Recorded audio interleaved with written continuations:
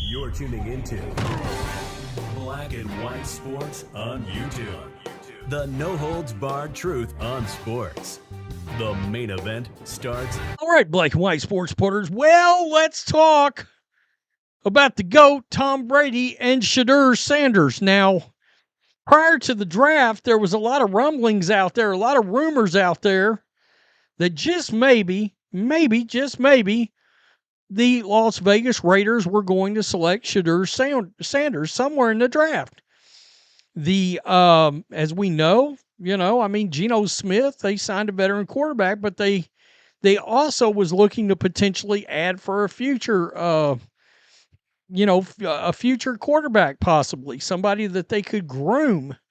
They selected Cam Miller, who, by the way, they like him a lot. North Dakota State University, I believe he came out of the same university that Carson Wentz and Trey Lance came out of, I think. All right, I'm doing all this off the top of my head. But we know Tom Brady likes the guy, all right? And we thought that Tom Brady possibly might want to take Shedeur Sanders, him and John Spytek, real tight. I'm talking about Brady. And we know there was a prior relationship between Sanders and Brady.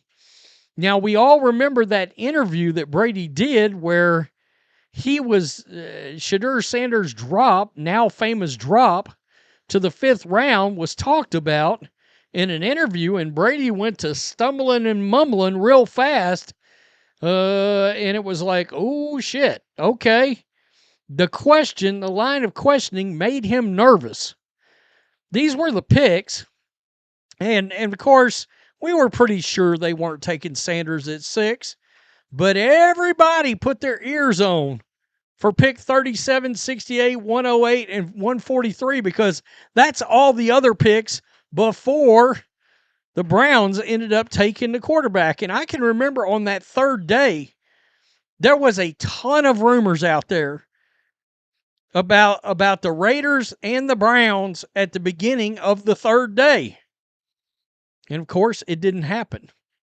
And now we're getting a little clue, possibly, as to why Brady, Spytek, and Pete Carroll didn't decide to draft Brady.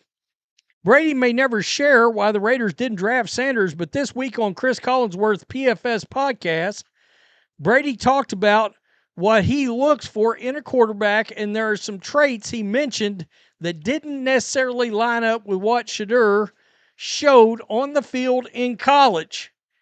Quote, football is the ultimate team sport, even in this broadcasting role. That's what I look for all the time. So let's look. Let's watch this clip. Because football is the ultimate team sport. And even in this broadcasting role, Chris, that's what I look for all the time. When a quarterback throws a touchdown pass, I actually watch to see who he goes and celebrates with. Because what did I do? I looked for my offensive lineman every time.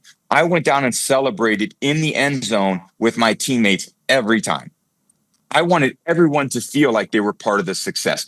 I told the linemen, we're all running to the end zone and we're celebrating as a team. Because I think that's way more intimidating than a quarterback doing his 6-shooter guns and pointing up in the crowd and doing all that other bullshit that's very self-promotional, but it's not about winning.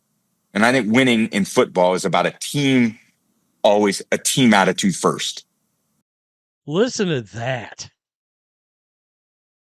Listen to that. The end zone and we're celebrating as a team. Because I think that's way more intimidating than a quarterback doing his 6-shooter guns and pointing up in the crowd and doing all that other bullshit that's very self-promotional, but it's very self-promotional.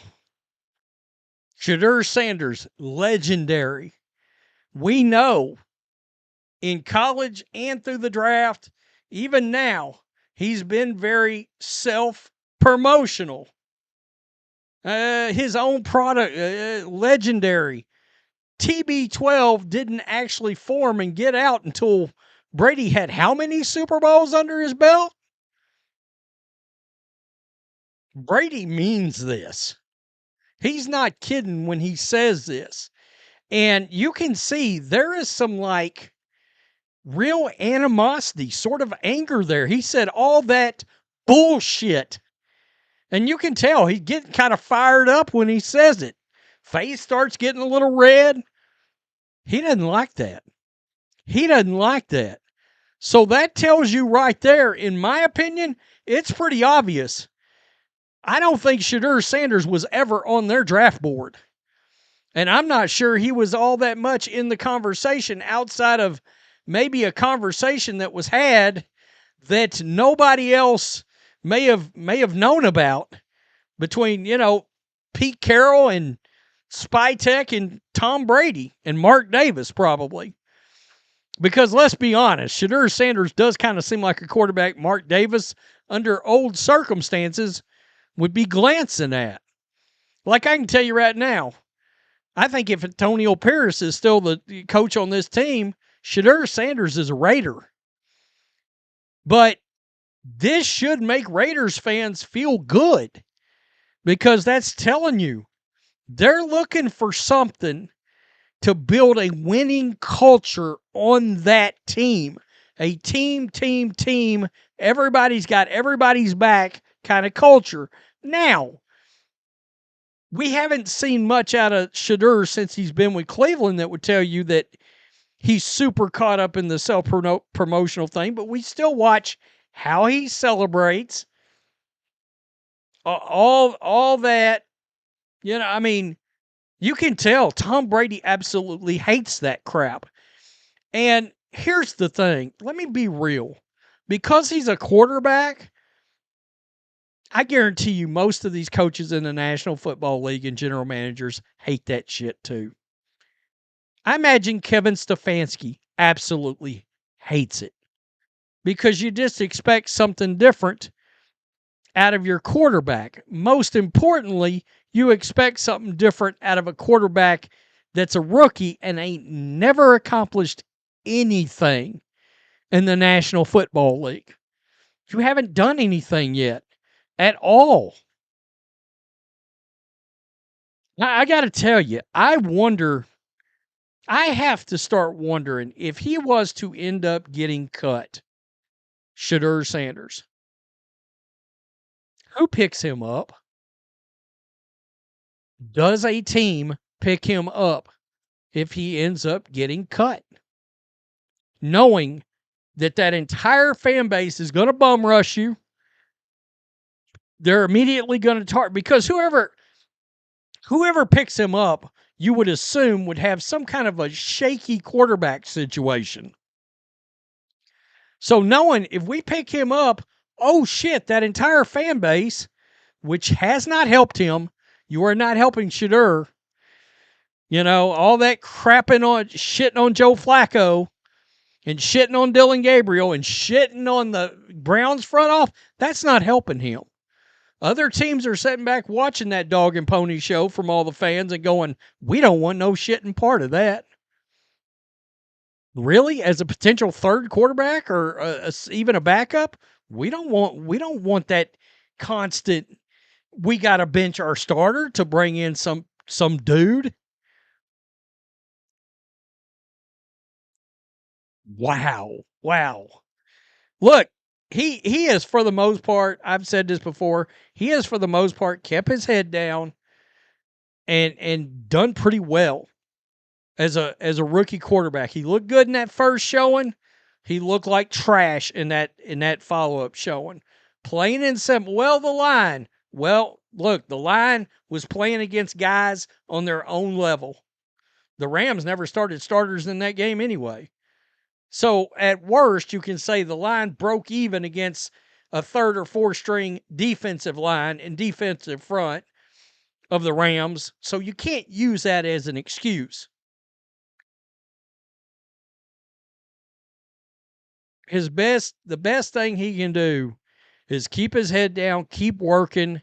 And I suspect if Shedeur Sanders gets a chance to be a starter, it will be by way of an injury. All right?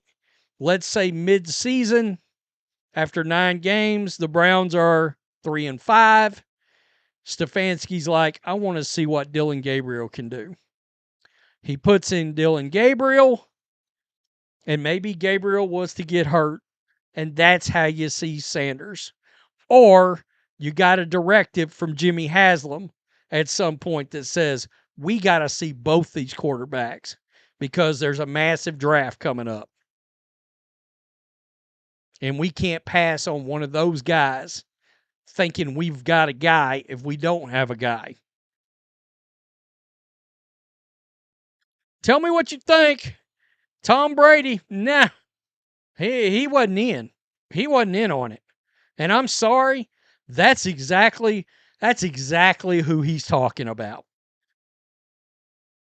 That's exact. I mean, you won't talk me into the fact he's not talking about Sanders. Who else would he be talking about? Peace. I'm out. Till next time. Thanks for watching the show. Be sure to like, comment, and subscribe. Be sure to tune in next time on Black and White Sports.